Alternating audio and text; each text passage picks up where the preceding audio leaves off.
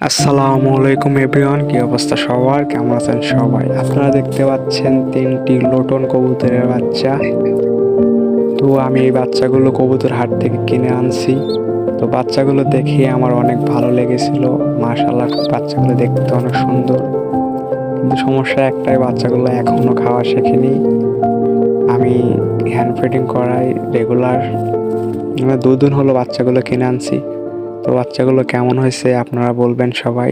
আসসালামু আলাইকুম।